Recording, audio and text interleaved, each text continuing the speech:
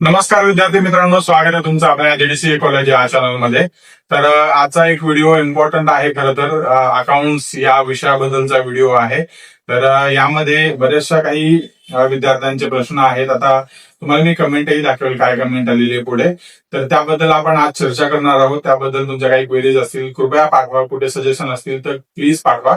त्याबद्दलच आपण आजचा व्हिडिओ बनवतो आहे. तर व्हिडिओ शेवटपर्यंत बघा, तुमच्यासाठी खूप महत्वपूर्ण व्हिडिओ असू शकतो आणि माझ्यासाठीही महत्वाचा असू शकतो. त्यामध्ये बऱ्याचशा गोष्टी मला कळतील, तुम्हालाही मी काही सजेशन सांगेल. तर चला तर मग सुरू करूया. ध्येय नवीन समोर दिसतंय, बँकिंगचं स्वप्न पूर्ण होणार. जीडीसीए ची साथ जिंकायची ही वाट, यशाची गॅरंटी आता सुरुवात. जीडीसीए कॉलेज हो भविष्य उज्ज्वल, जीडीसीए कॉलेज मिळणार यश. सहकार आणि बँकिंग करिअर घडवा खास. जीडीसीए कॉलेज देते यशाचा विश्वास.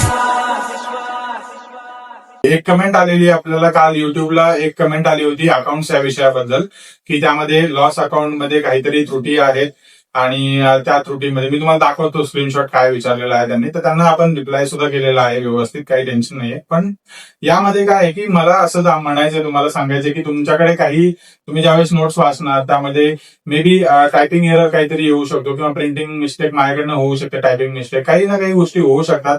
तर त्यामध्ये तुम्ही मला सांगा की इथे चुकलेलं आहे. कारण कसं आहे, तुम्ही जर चूक नाही सांगितली तर ती चूक दुरुस्त होणार नाही, तशीच ती चूक क्वॅरी फॉरवर्ड होऊ शकते. आणि एखाद्या विद्यार्थ्याला आपल्याला चुकीची माहिती द्यायची नाहीये, हे स्ट्रेट फॉरवर्ड आपलं मत आहे. कारण कसं असतं की चुकीची माहिती देण्यापेक्षा ती माहिती न दिलेली बरी असते. आणि दुसरी गोष्ट अशी आहे की ज्यामध्ये ज्या काही गोष्टी आपण देतो, प्रत्येक गोष्ट ज्या विद्यार्थ्यांना, अकाउंट्स हा माझा विषय नाहीये त्यामुळे मला ते व्यवस्थित एक्सप्लेन नाही करून सांगता येणार तुम्हाला. प्रॉफिट अँड लॉस अकाउंट किंवा बॅलन्स शीट वगैरे हे एक्सप्लेन नाही करता येणार मला व्यवस्थित. आता मी तुम्हाला माझीही एक पुढच्या काही व्हिडिओमध्ये बॅलन्स शीट कशी असते ऍक्च्युअल ते मी तुम्हाला दाखवेल मी पुढील व्हिडिओमध्ये. त्यामध्ये तुम्हाला लक्षात येईल की balance sheet, profit and loss account किंवा ट्रेडिंग अकाउंट कसं असतं, तर ते तुम्हाला दाखवतो पुढील व्हिडिओमध्ये. तर तेही तुम्हाला लक्षात येईल की कशा प्रकारे असतं आणि कशा प्रकारे करायला पाहिजे. तर यामध्ये काय होतं की जे काही तुम्ही क्वेरीज विचारता ना, त्या क्वेरीज मला समजून येते की हा इथे आपल्याला चुकलेलं आहे, तिथे हे अशा प्रकारे चेंजेस करणं अपेक्षित आहे. एखादा अकाउंट्स मध्ये पारंगत विद्यार्थी असू शकतो, ज्यांना त्यांना अकाउंट्स मधली बऱ्यापैकी चांगली माहिती असू शकते, अशांनी सुद्धा आम्हाला अप्रोच केला तरी चालेल. आणि तुम्ही कृपया बघा, पूर्ण गोष्टी व्यवस्थित बघा आणि सांगा, नक्की सांगा की इथे असं असं वाटतंय, मला हे चुकलेलं आहे किंवा इथे दुरुस्ती करायला पाहिजे. विनंती आहे तुम्हा सर्वांना की नक्की मला सांगा की कुठे काही चुकत असेल तर. आणि थेरोटिकल पार्ट जो आहे तो नक्की मी एक्सप्लेन करेल चांगल्या पद्धतीने, पण अकाउंटचं थोडंसं अवघड आहे मला सांगणं. तर आपण आपल्या फॅकल्टीजला विचारतो आहोत की काही देता येईल का, पण अजून काही रिस्पॉन्स आलेला नाहीये. त्यामुळे मी तुम्हाला ते सजेस्ट नाही करू शकत की तुम्हाला येईल नाही येईल. पण टेक्निकल पार्ट्स मधला जो काही भाग आहे तो सर्व भाग मी चांगल्या पद्धतीने एक्सप्लेन करेल. पण ज्याच्यामध्ये जी काही उत्तरं आपण देतो आहोत, हे सर्व उत्तरे जे आहेत ना, ते सर्व व्यवस्थित म्हणण्यापेक्षा की एकदम सुटसुटीतपणे कसे लिहायला पाहिजेत, आदर्श उत्तरं कसे असायला पाहिजेत, हे आपण दिलेलं आहे. एकदम जास्त काही ओव्हर दिलेलं नाहीये किंवा त्याच्यात ओव्हर लिहायचंच नसतं. खरं तर जे विचारलंय तेवढंच मुद्देसूद, म्हणजे त्याच परीक्षेचा अर्थच तो आहे की मुद्देसूद उत्तरं लिहायचे, जे विचारलंय तेच लिहायचे, जास्त वेगळे त्याच्यामध्ये काही लिहायचं नाहीये. चुकीची माहिती हा सेकंडरी पार्ट आहे. जर चुकीचं तुम्ही उत्तर लिहिलं तर सेकंडरी पार्ट आहे, पण मुद्देसूद असणं गरजेचं आहे. प्लस आता अकाउंट या विषयाबद्दल अजून एक गंमत अशी आहे की जे काही तुम्ही वर्किंग नोट्स करता किंवा जे कॅल्क्युलेशन करता किंवा तुम्ही जे कामकाज करतात याच्याबद्दल अकाउंट सॉल्व्ह करण्यासाठी, हे कामकाज सुद्धा परीक्षेमध्ये जे उत्तरपत्रिका असते त्यामध्ये लिहा. कारण त्या कामकाजाला सुद्धा, वर्किंग नोट्सला सुद्धा मार्क असतात. जर तुमच्या स्टेप्स व्यवस्थित बरोबर असतील तर त्याला सुद्धा मार्क असतात. सो त्यामुळे त्या पद्धतीने ते नक्की लिहा. हे ऑलरेडी सांगितलेलं आहेत सर्व गोष्टी, पण असं नको व्हायला की एकच माहिती प्रत्येक व्हिडिओमध्ये सांगतोय सेम माहिती, तर असं नसून तर ते मी तुम्हाला मुद्दाम का सांगतो की जेणेकरून तुम्हाला ऍटलीस्ट समजेल की तुमचा अप्रोच कसा असला पाहिजे उत्तरासाठी किंवा कशा प्रकारे तुम्ही उत्तर लिहिलं पाहिजे.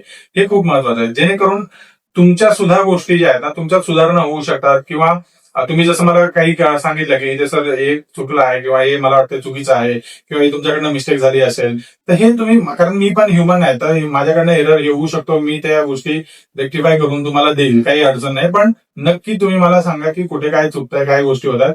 आता जे काही प्रश्न आपण पाहिला, तो त्यांचा प्रश्न आला होता आपल्या कमेंटमध्ये, तर त्या कमेंटमध्ये जो प्रश्न आला तो आपण रेक्टिफाय करणार आहोत पुढील व्हिडिओमध्ये. काही टेन्शन नाही, त्याचा व्हिडिओ आपण देऊया व्यवस्थित. अकाउंट्स मध्ये मोस्टली या गोष्टी होऊ शकतात. बाकी थेरॉटिकल मध्ये काही नंबर्स वगैरे किंवा एखाद्या गोष्टीमध्ये होऊ शकतं, पण जास्त नाहीये. जिथे मे बी स्पेलिंग मिस्टेक किंवा काही शब्दाचा मे बी वेगळा शब्द आला असू शकतो, असं होऊ शकतं ज्यामध्ये टायपिंग एरर किंवा बाय मिस्टेक आलेला असेल. तर पण बाकी सर्व थेरॉटिकल पार्ट मध्ये चांगल्या गोष्टी आहेत, ज्यामध्ये ज्या चांगल्या आहेत नक्की चांगल्या म्हणा, असं मी म्हणत नाही की चांगल्या म्हणलाच पाहिजे, पण जिथे चूक आहे नक्की चूक दाखवा, कारण ही चूक आहे किंवा ही माहिती आहे, इथे चुकीची माहिती आहे किंवा हे तुम्ही रेक्टिफाय करा.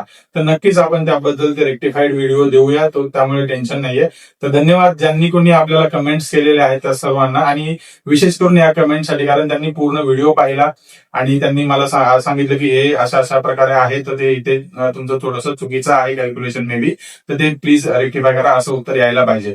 तर त्या पद्धतीमध्ये माझं असं मत आहे की तुम्ही सुद्धा व्यवस्थित पहा, आणि नक्की चुका सांगा, चुका दुरुस्त होऊ शकतात, काय एवढं काही हे नाही, पण तुम्ही नक्की चुका सांगू शकता. सांगितल्यानंतर आपण त्यात रेक्टिफिकेशन करू शकतो. त्यामुळेच आपलं टॅगलाईन आहे की सहकार फलम समृद्धी, म्हणजे सहकाराकडून समृद्धीकडे. आपण एकमेकाला सहाय्य करूनच आपण समृद्ध व्हायचं आहे, असाच एक आपला हेतू आहे.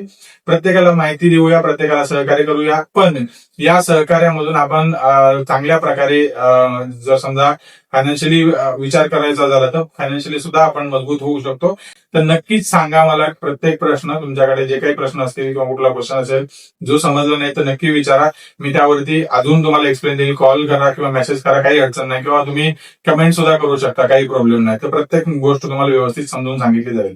आणि तुम्हा सर्वांना धन्यवाद, जे व्यक्ती आपले व्हिडिओज बघतायत, प्रत्येक त्यामध्ये चुका शोधून काढतायत, कारण यामधून चुकीमधूनच माणूस शिकत असतो प्रत्येक व्यक्ती. तर त्यामुळे त्या गोष्टी नक्की सांगा, पण एक्झाम मध्ये तुम्ही मात्र चुकी करू नका, कारण एक्झाम खूप महत्वाची आहे आणि पुढे खूप चांगल्या संधी आहेत. त्या संधी आणि त्याच्या गोष्टी सुद्धा आपल्याला डिस्कस करायच्या आहेत अजून, पण एक्झाममुळे आपण आता सध्या हा विषय घेत आहोत एक्झामसाठीच. तो जो पार्ट आहे तो आपण नंतर बघूया.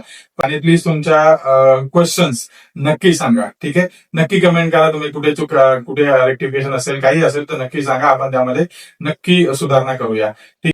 तर अशाच माहितीपूर्ण व्हिडिओसाठी आपल्या जीडीसीए कॉलेज या चॅनलला सबस्क्राईब करा, कमेंट करा आणि शेअर करा नक्कीच आपल्या विद्यार्थ्यांपर्यंत, ज्यांना जीडीसीएची परीक्षा द्यायची आहे, त्यांच्यासाठी काही गोष्टी नक्कीच फायद्याच्या असू शकतात त्यांच्यासाठी. तर भेटूया पुढील व्हिडिओमध्ये अधिक माहितीसह नवीन विषयाबद्दल. तोपर्यंत नमस्कार.